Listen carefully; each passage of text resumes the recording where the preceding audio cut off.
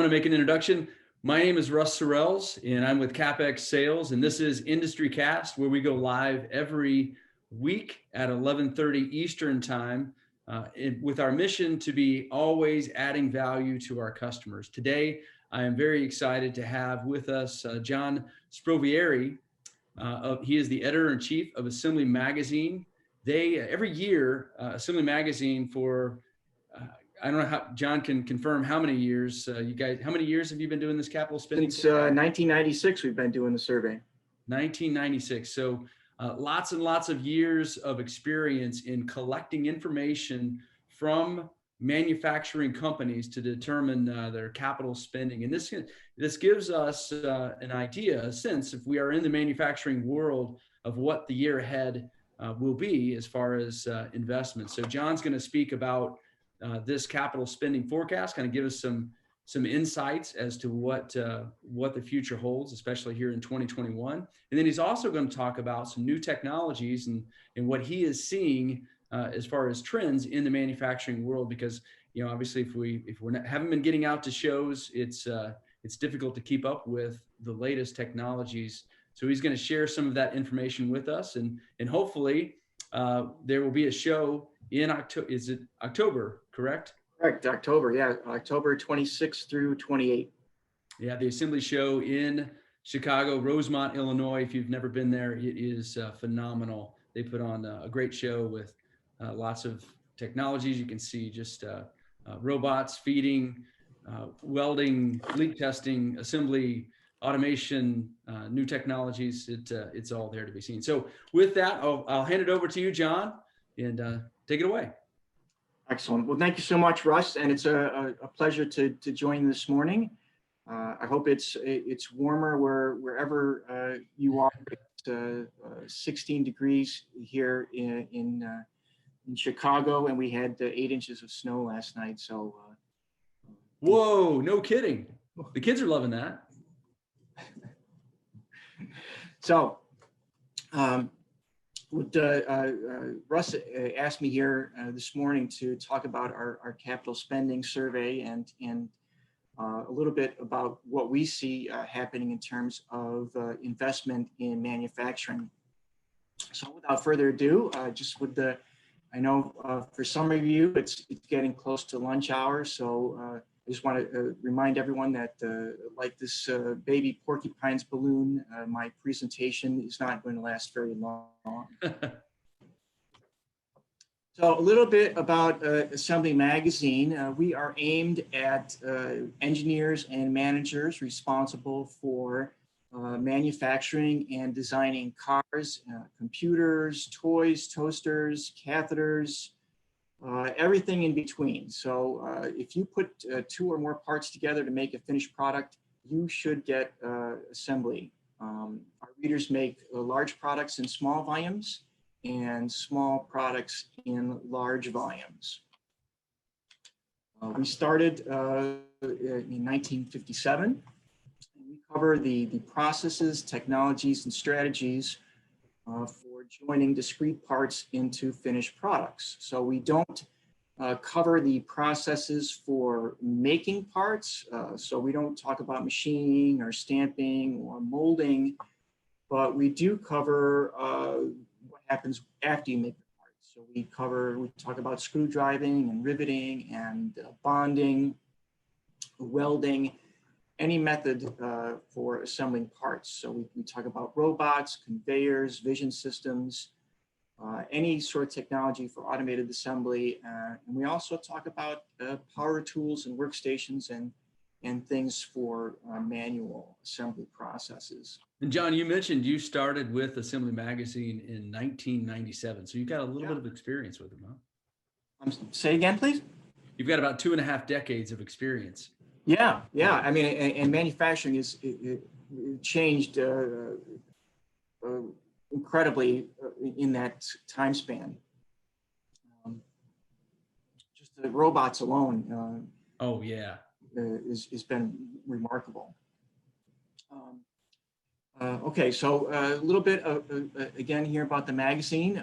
We do a monthly e-magazine We no longer have a print publication, but we do offer a monthly electronic magazine. We have a quarterly e-publication, wire harness assembly. We have a quarterly electronic publication on automated and electric vehicles. We have a website that's updated daily. We have e-newsletters that go out every week. We have ebooks. We have webinars. We have a webinar coming up on Lean Six Sigma, on robotics and smart factories. So, and of course, as Russ mentioned, we have the assembly show, which is going to be held in late October in Rosemont, and that's the plan. We're going to have a live event. Hopefully, we'll get vaccinations, and people will be comfortable traveling and seeing each other live. So basically, wherever and however you want to get information, Assembly is here for you. So before I talk about where we are right now, I wanted to where we're going. I wanted to briefly mention where we're at right now. Certainly, the pandemic hit manufacturing, but not as hard as other industries. Since the end of the Great Recession, manufacturing jobs here in the United States increased steadily from 11.5 million in December 2009 to 12.9 million in November 2019. And then came COVID, right? In just 5 months, we lost 1.4 million manufacturing jobs. Wow. Fortunately, that's coming back. It's been gradually reversing since May, and we've recovered 60% of those jobs through December. That's the latest numbers that I have. Manufacturing output is recovering. Each month, the Federal Reserve measures manufacturing output as a percentage of real output in a base year, which currently is 2012. The index for December, just this past month, was 101.3. So in other words, US manufacturers produced about 1.3% more in December of last year than they did in December of 2012. Now, however, if you compare December 2020 to December 2019, we're about 2% down. So in short, manufacturing output is not what it is, not at the same level before the pandemic, but it's getting there. So, and then finally, it hasn't stopped manufacturers from investing in their factories, particularly in the medical and automotive industries. For example, Becton Dickinson recently announced plans to invest $1.2 billion over a 4-year period to expand and upgrade manufacturing capacity, both here and worldwide. Wow. Mazda and Toyota announced that they are significantly increasing their investment in a soon-to-be completed joint venture assembly plant in your neck of the woods there in Huntsville, Alabama. Yeah. They're going to invest an additional $830 million in that factory, which is on top of the $1.6 billion they've already put into the factory. And, wow. Production is expected to begin in early this year. If I remember, they're making engines in that facility. Is that correct? Yeah, and vehicles. Okay. Wow. So where are we headed? Well, each year we survey our readers and we ask them what are they going to buy, how much they're going to spend on it, and why are they buying it. We've been doing that since 1996. And so the first question we ask is, how are your spending plans going to change? And so this year, 32% of respondents say that they're going to spend more this year than they did last year. And conversely, 24% will spend less in 2021 than they did in 2020. And that is the most we've had in 5 years, that 24% number. Okay, that was going to be my question: is how does this number, or how do these numbers compare to 2020? I will tell you. All right. So I like this graph here. This shows you the history of the percentage of plants that plan to spend more on assembly technology from one year to the next. So as you can see, the percentage has topped 30% now for 11 straight years. And you can see it's really only dipped below 30% 3 times. And that was, all those were recession years. Mm-hmm. So 32%, it's not as much as the past 3 years, but it's still pretty good, historically speaking. So we are projecting, all totaled, that U.S. assembly plants will spend about $4.7 billion on new equipment in 2021, which represents a 2% increase from 2020. On average, assemblers are going to spend $860,000 on assembly technology this year in 2021, which is the 4th highest average that we've ever had. And the median budget is $150,000, which is the same as it was last year. And that was the 2nd highest median that we've ever had. So that's 4.7 billion on assembly equipment. Right. So that's robots, power tools, conveyors, automated assembly systems, riveters, software, the whole works there. So a couple of technologies stood out in terms of trends. First is robots. We expect demand for robots to continue to be strong this year. Demand for SCARAs and 6-axis robots and grippers, we expect that to increase 14% this year, from 439 million to 500 million this year. Some 35% of our readers expect to buy robots next year, particularly in the medical, automotive, and consumer products sectors.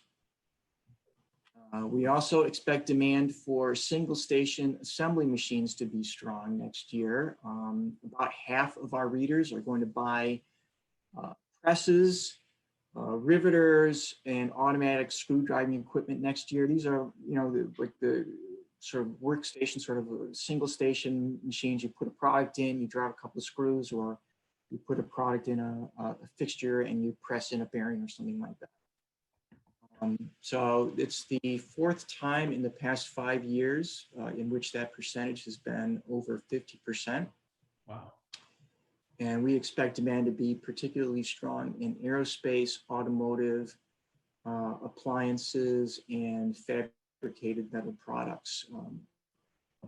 All totaled, assemblers will spend $695 million on single-station machines next year, a 5% increase from 2020.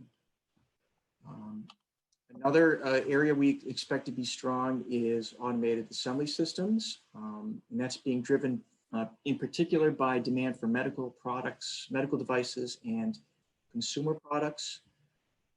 Sales of multi-station automated assembly systems should increase by 3% in 2021. We expect that to, 24% of our readers will buy automated assembly systems next year. And that's the 5th time in the past 6 years in which that figure has exceeded 20%. And then finally, What was the, I'm sorry, what was the dollar amount that that you had attached to all automation? totaled, the assemblers will spend $836 million on assembly systems next year, about 3% more, or in 2021, and that's about 3% more than in Now, when you say 3% more, is that 3% more than was forecasted in 2020 or 3% more than actual? Yes, right. Okay. All right. So not everything that our readers buy is as sophisticated as a robot or an assembly machine. About 43% of our plants are going to buy workstations and ergonomic products in 2021, and that's up from 40% in 2020.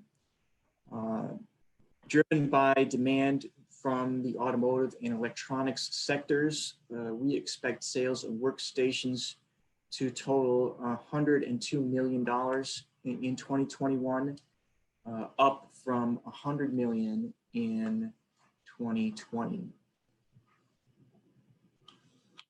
So a little bit here, I mentioned that we ask our readers why they're buying equipment.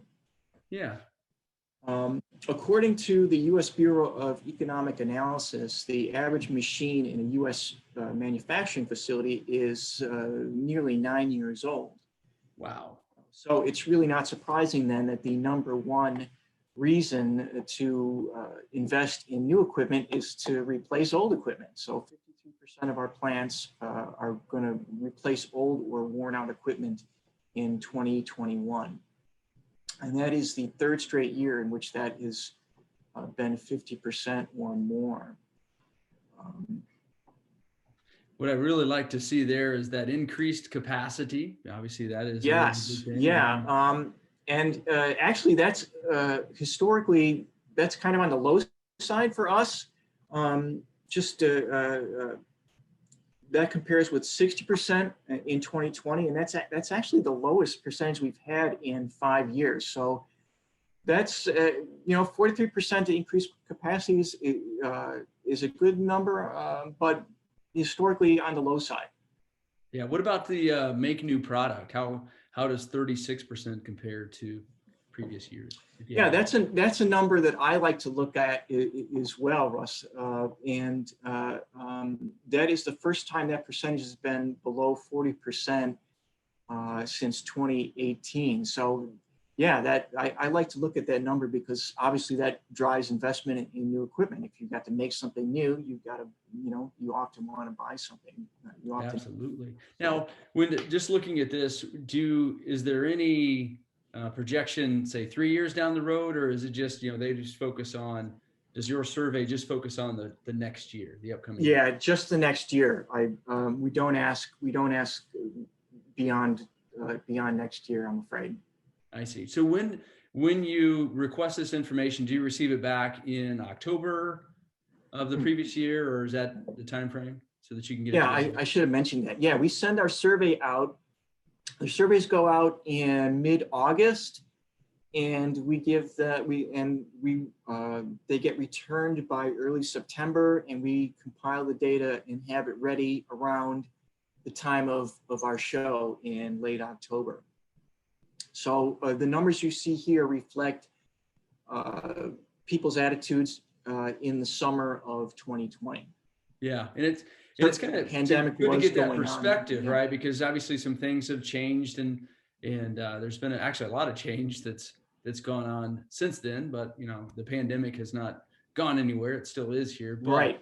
I think the spirits and the expectancy of a better future seem to be higher now. Yeah. It'll be interesting to see, how things change when we do the survey this summer. Absolutely. So we also ask about cost targets.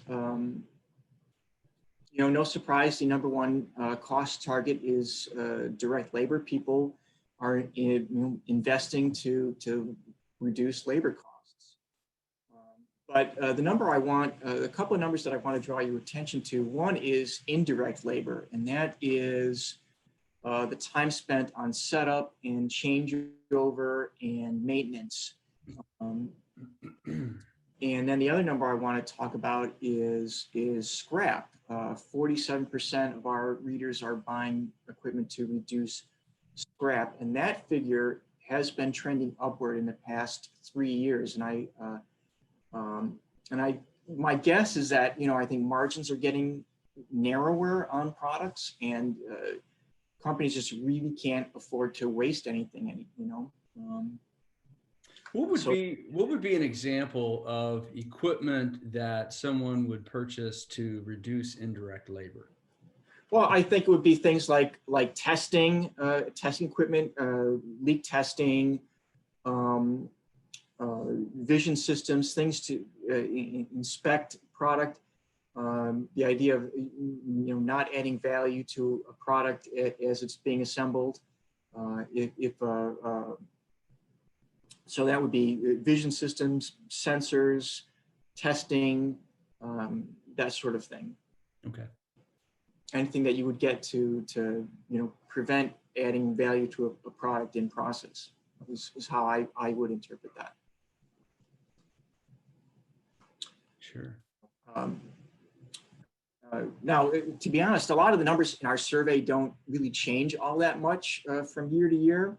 But here is one that has, and I think it really reflects a significant change in the marketplace. In 1997, 40% of our readers could afford to wait 2 years or more to get payback on equipment. Today, that's just 25%. Wow. Yeah. Goodness. And I don't know if that's a reflection of product life cycles getting shorter, or maybe it's pressure from Wall Street. But manufacturers today expect a really fast payback on their equipment. Maybe that's going to change now that the tax laws have been amended this last year. Yeah, accelerated depreciation going away. Right, accelerated depreciation, but something to look for there. Hey, John, one of our listeners had a question. Dave Sure. asked, so you mentioned that your figures are based on polling your readers. Are your readers all USA based, or is the polling population international, US, Canada, Mexico, et cetera? It's strictly United States.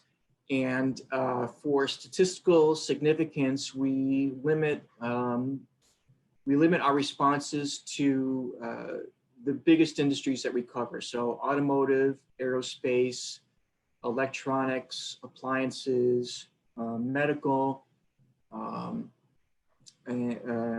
consumer products. So we do have some readers, like, for example, in primary metals, and we have some readers in the injection molding area, but most of to make sure that we get enough data to do our analysis, we limit it to the largest segment of our readership. Okay. So yeah, it's strictly U.S. But we do have the magazine itself does have a small contingent of subscribers in Canada and Mexico and Europe as well. And, actually, and the website gets a fair amount of international traffic as well. But the survey is strictly U.S. Well, thanks for that answer. And Dave, thanks for the question. Anyone else that has questions, just please feel free to throw them out there. We're here to educate, and every question helps us too. All right. So I know I'm throwing out a lot of data there. Just bear with me here, and I've just got a few more. So one of the industries I wanted to highlight is I wanted to highlight a few industries in terms of our projections. So I want to start with the bad news first here. Aerospace is going to be down. No other industry, I guess, has really been hit harder by the pandemic than aerospace. Just 9% of our readers in this industry expect to spend more in 2021 than they did in 2020, which is an all-time, it's a record low for any industry that we've ever had. 44% expect to spend less. Aerospace assemblers will spend on average $732,000 next year on new equipment, which is 19% less than they spent in 2020. And that's the lowest average for this industry in at least 3 years. You'll have to excuse me a little bit if I'm lisping. I broke a tooth a little bit ago, so. No problem. Can't tell it all. Okay. Now, fortunately, I think things are starting to look up a little bit for the industry. Vaccinations are in process, and air travel is picking up. The 21 largest airlines in the U.S. Carried 28.5 million passengers in November, which is well below the 72.8 million that they flew in November of 2019. But wow. Unbelievable. Yeah. Unbelievable. But it's markedly better than April of this year, when airlines flew just 3 million people, which is the lowest total since 1974. Wow. In January, Boeing announced that it had delivered 39 jets to customers in December, which amazingly was its best month for the year. Notably, 27 of those jets were the 737 MAX, which is the first deliveries of that airplane since it was grounded in 2019. So that plane has been approved. So hopefully Boeing can get, right itself.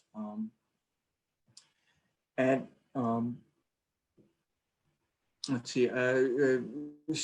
Even with multiple cancellations, Boeing has managed to end the year with a backlog of 4,223 airplanes, and Airbus has got a backlog of 7,300 airplanes. So there's certainly a lot of work out there for aerospace, but I don't anticipate a lot of investment in that industry just now. Sure, that makes sense, right? Right. Medical, on the other hand, is going to be very strong this year. Global sales of medical devices are totaled nearly $457 billion in 2019. Wow. And it's been growing at a rate of over 4% since 2015. And thanks to the pandemic and other factors, sales of medical devices are going to grow by over 6% over the next 4 years, topping 600 billion by 2023. North America, as always, is going to be the largest market for medical devices. And medical device manufacturers are going to spend, on average, $637,000 on assembly technology in 2021. Are masks considered? Yes, masks device? Would be considered that. Syringes, pacemakers, test cartridges, and also big things like CT scanners and things like that, and laboratory analyzers is all included in that figure. Got it. Insulin pumps, anything like that. Let's see, where you mentioned capacity, Russ, earlier, and medical device manufacturers lead all industries in looking to add capacity next year. 56% of medical device manufacturers, more than any other industry, are going to boost capacity in 2021. And that's the third time in the past 4 years in which that percentage has exceeded 50%. So medical world is the place to be right now. Right. See what automotive has in store. Hey, I think I know that guy. Yeah. So automotive manufacturers will spend on average $694,000 on assembly technology in 2021. Still, that's a very healthy figure, but historically, that's on the low side for this industry. Only 28% of manufacturers in the automotive industry will spend more in 2021 than they did in 2020. But I think you also have to remember that this industry has spent a lot in their factories in the past couple of years. So that figure doesn't surprise me all that much. But that said, I think automotive is still going to be hugely important, particularly in your region there in the South, Russ. The demand has stayed strong. At least I was at a Ford dealer speaking with the general manager the other day and asked him how things have been. He's like, you can't get trucks. So that's a good problem to have. So this 28% number, how does that compare again to historically? Yeah, historically, that's the lowest average that we've, let's see, that is, that's on the low side for this industry. I don't have an, I don't. That's okay. That's okay. I think, but again, we just have to keep that perspective of the timing in which the data came to you. Right. In the mood and the tenor, and just no one knew what was going to happen. Right. And obviously no one knows what's going to happen in the future, but there is, or there are some things that are trending up for us, obviously with the vaccination being a major one. Right. Now, I think on the plus side, though, I think the industry is ramping up dramatically to make electric vehicles.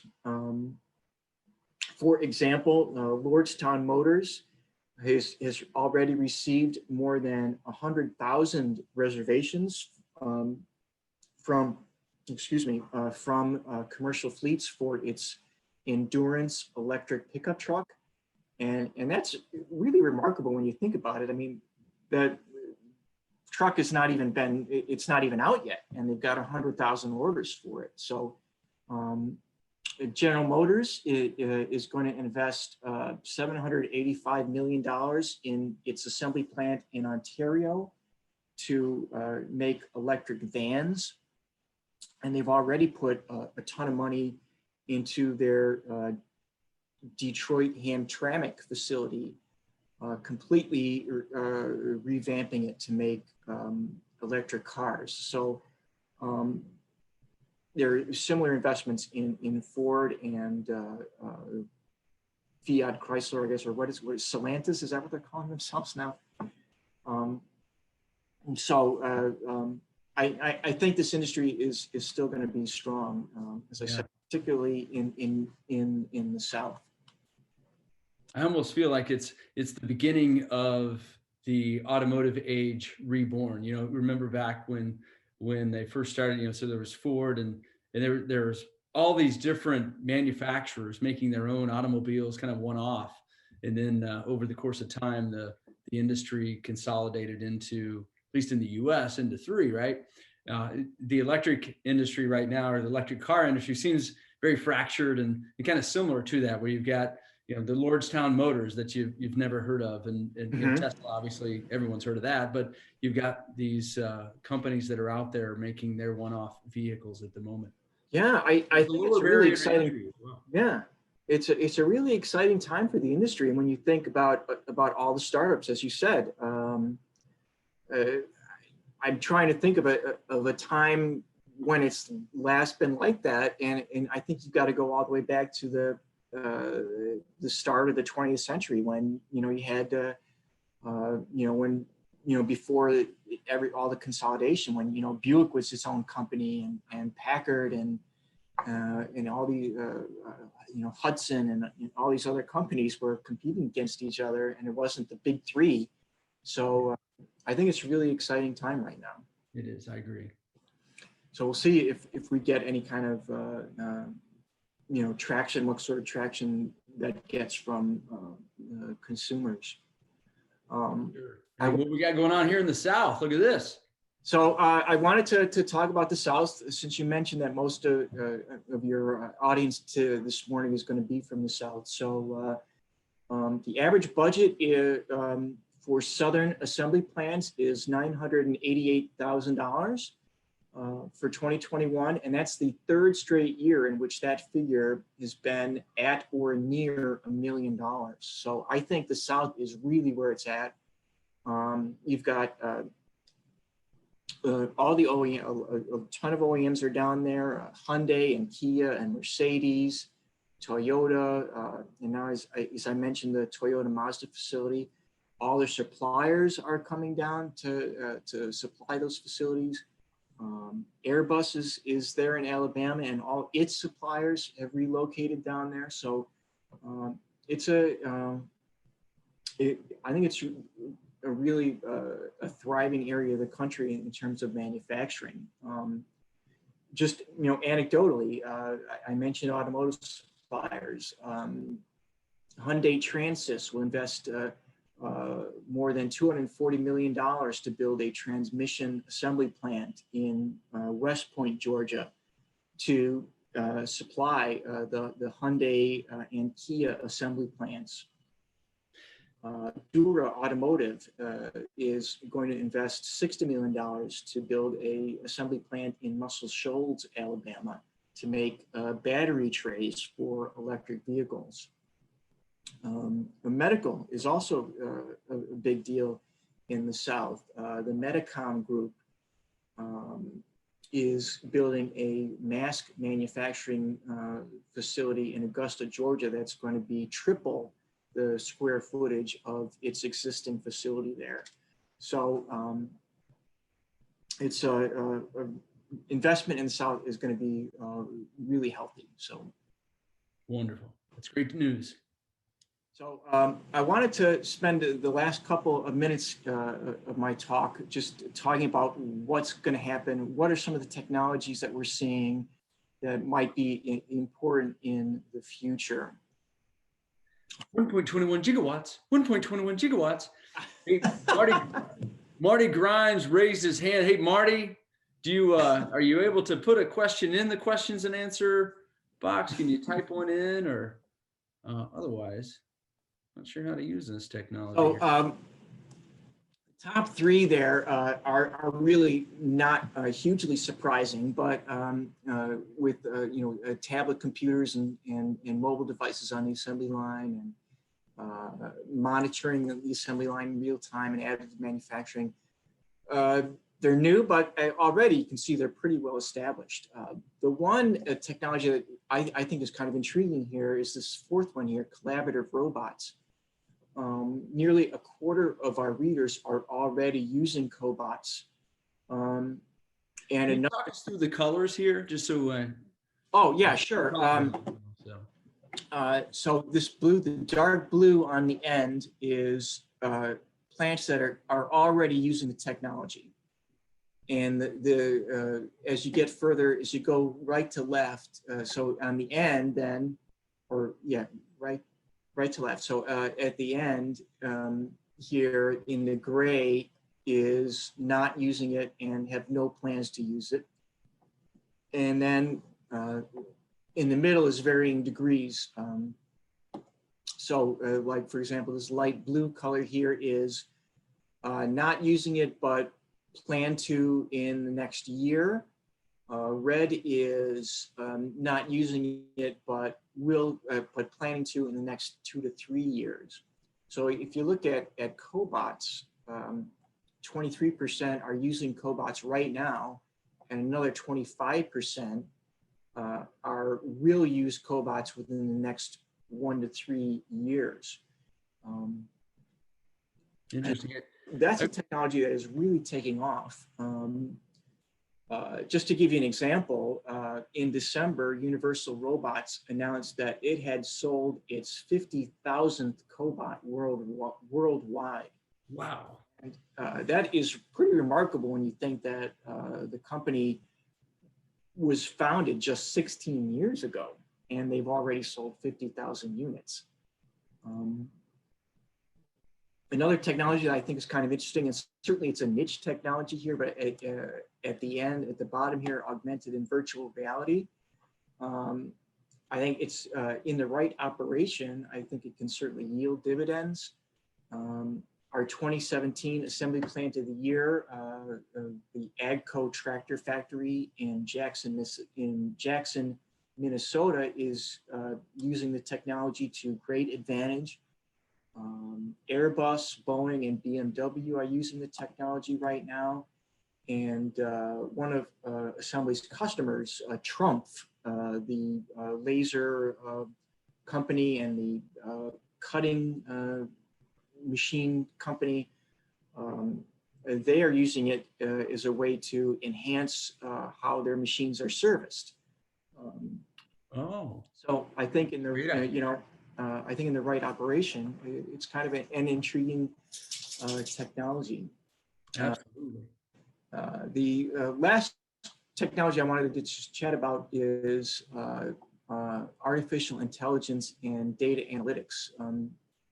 11% of our readers are using the technology right now, and another 29% plan to use it in the next 1 to 3 years.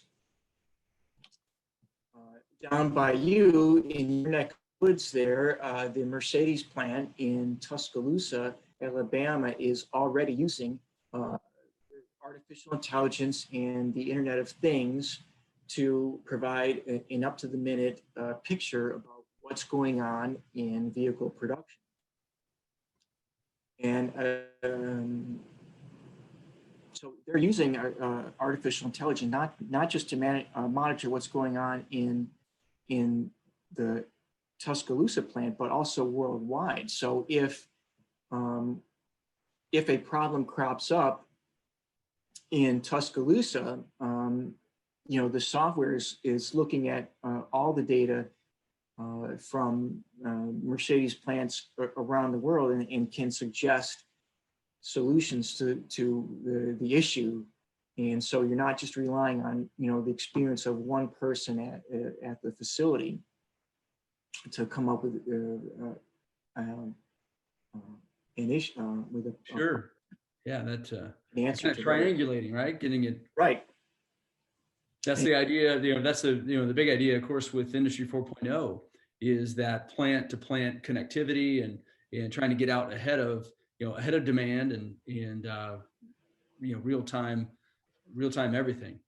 Right. And I think manufacturers, they've been collecting data for a long time, but I think only now are they starting to really use it to improve their processes in real time. And Mercedes expects that this technology is going to yield a 15% improvement in efficiency. What? 2022. So, wow, that's dumbfounding to think. I mean, that's lots. That's millions and millions and millions of dollars of 15% efficiency. Wow. So, well, we had was that? So that's it. All right. Well, we had at least one question. So it came in from Marty Grimes.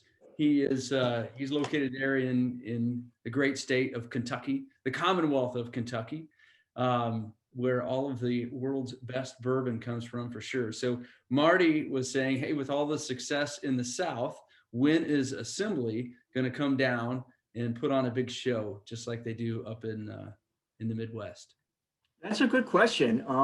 I would certainly like to do that, and I have suggested it to the powers that be. So it is definitely something that we are looking into for sure. Excellent. So there you have it, Marty. That'll cost you some bourbon. I want some. Good stuff. Buffalo Trace, preferably. Little Blanton's maybe. I know you're a Woodford guy. Any other questions that are out there that well, we've got John on and his wealth of knowledge we could throw out there. Yeah, Marty recommended Nashville as a place to host that. Okay. So, which I would second that venue. It is a phenomenal town for sure. But Charlotte is would be a great place as well. So we definitely welcome you here in the Charlotte area. All right. Any other questions? Just raise your hand. I think actually, so one person raised their hand. Shankar, did you have a question? You raised your hand. I think I put it down accidentally because I wasn't sure how to operate this thing. But if you did have a question, well, we've got John on. Unless you're going to ask how I got so handsome. I'm going to grow my hair back, You have kids, it all falls out.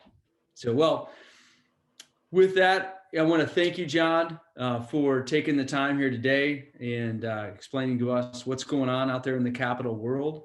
And, so definitely enlightening.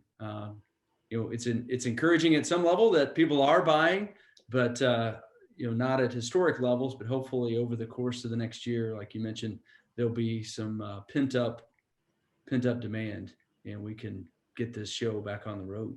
Yeah, and I would encourage people. I really just scratched the surface of our survey, and if you'd like to read more about it, I would encourage you to log on to the website assemblymag.com, and you can read the entire article on the site. Absolutely. All right. Anything else to add, John? No, I that's it. Wonderful. Thank you so much for joining. Thanks to everyone for hopping on the call today. Any questions, let us know. So, of course, we'll be here live next week in an effort to continue to bring value to the customers and those that we serve out there in the manufacturing world. Thanks again, John. Really appreciate you having. No worries. Thank you. All right. Have a good day. Take care. Ciao. Bye-bye.